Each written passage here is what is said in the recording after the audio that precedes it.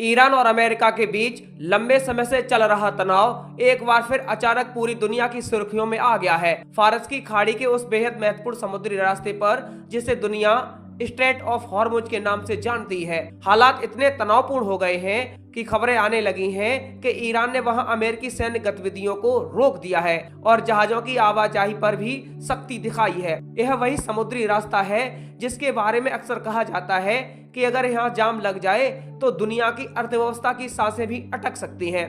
दरअसल मामला तब गरमाया जब अमेरिका और उसके सहयोगी देशों की नौसैनिक गतिविधियां फारस की खाड़ी के आसपास बढ़ने लगी। जवाब में ईरान की नौसैनिक ताकत, खास तौर पर इस्लामिक रेवोल्यूशनरी गार्ड कोर्प्स ने कई बार चेतावनी जारी की कि अगर उनके राष्ट्रीय हितों को खतरा हुआ तो वे इस समुद्री मार्ग को नियंत्रित करने के लिए कठोर कदम उठा सकते हैं।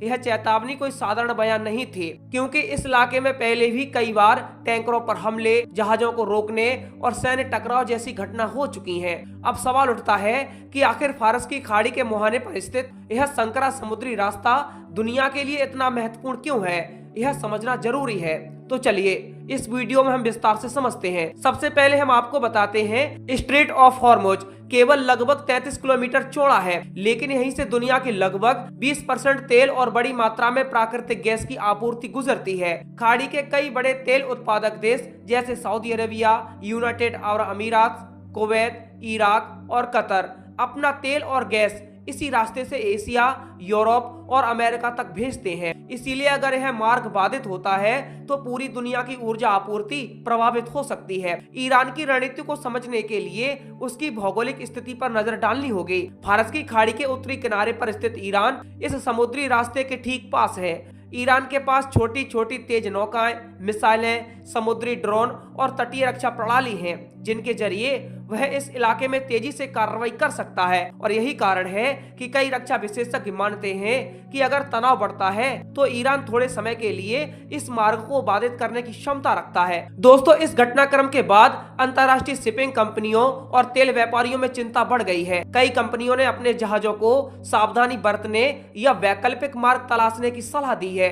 कुछ जहाजों ने खाड़ी में प्रवेश करने से पहले ही इंतजार करना शुरू कर दिया है। इसका सीधा असर वैश्विक तेल बाजार पर दिखने लगा और कच्चे तेल की कीमतों में तेजी आने लगी। यहाँ एक महत्वपूर्ण सवाल उठता है, अगर वास्तव में इस समुद्री रास्ते पर तनाव बढ़ता है तो दुनिया पर क्या असर पड़ेगा। विशेषज्ञों के अनुसार सबसे पहला असर ऊर्जा बाजार पर दिखाई देगा। तेल और गैस की आपूर्ति में जरा सी भी बाधा कीमतों को ऊपर ले जाती है।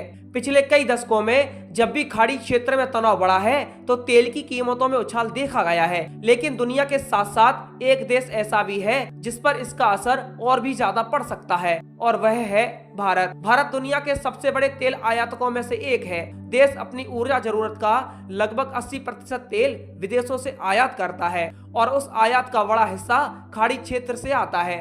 इसका मतलब यह है कि अगर स्ट्रेट ऑफ हॉर्मुज में कोई बड़ी रुकावट होती है तो भारत की ऊर्जा सुरक्षा पर इसका सीधा असर पड़ सकता है। भारत की रिफाइनरियां सऊदी अरब, इराक, यूएई और कुवैत से आने वाले कच्चे तेल पर काफी हद तक निर्भर है। इन देशों से आने वाले अधिकांश तेल टैंकर इसी समुद्री रास्ते से गुजरते हैं। इसीलिए अगर जहाजों की आवाजाही धीमी पड़ती है या बंद हो जाती है तो भारत तक तेल पहुंचने में देरी हो सकती है, जिससे कीमतों में उछाल देखने को मिल सकता है। इसके साथ ही एक दूसरा बड़ा असर कीमतों के रूप में दिखाई दे सकता है। अगर वैश्विक बाजार में तेल महंगा होता है तो भारत में पेट्रोल और डीजल की कीमतों पर दबाव बढ़ता है। इससे केवल वाहन चलाने वालों पर ही असर नहीं पड़ता, बल्कि पूरी अर्थव्यवस्था प्रभावित होती है। ट्रांसपोर्ट महंगा होता है, माल ढुलाई की लागत बढ़ती है और अंततः रोजमर्रा की चीजों की कीमतें बढ़ सकती हैं। भारत सरकार ने पिछले कुछ वर्षों में इस तरह के संकट से निपटने के लिए रणनीतिक तेल भंडार भी बनाए हैं। देश में कई जगहों पर बड़े बड़े भूमिगत भंडार बनाए गए हैं जहां आपात स्थिति के लिए तेल संग्रहित किया जाता है। अगर किसी वजह से आपूर्ति बाधित होती है तो कुछ समय तक इन भंडारों का उपयोग किया जा सकता है। इसके अलावा भारत ने तेल आयात के स्रोतों को भी विविध बनाने की कोशिश की है। पिछले कुछ वर्षों में भारत ने रसिया से भी बड़ी मात्रा में कच्चा तेल खरीदना शुरू कर दिया था। रूस से आने वाला तेल समुद्री रास्ते से आता है, लेकिन वह सीधे अरब सागर और हिंद महासागर के रास्ते भारत पहुंचता है। इसीलिए वह स्ट्रेट ऑफ हॉर्मुज पर पूरी तरह निर्भर नहीं है। फिर भी यह कहना गलत नहीं होगा कि अगर फारस की खाड़ी में बड़ा सैन्य टकराव होता है तो भारत सहित पूरी दुनिया के लिए स्थिति कठिन हो सकती है।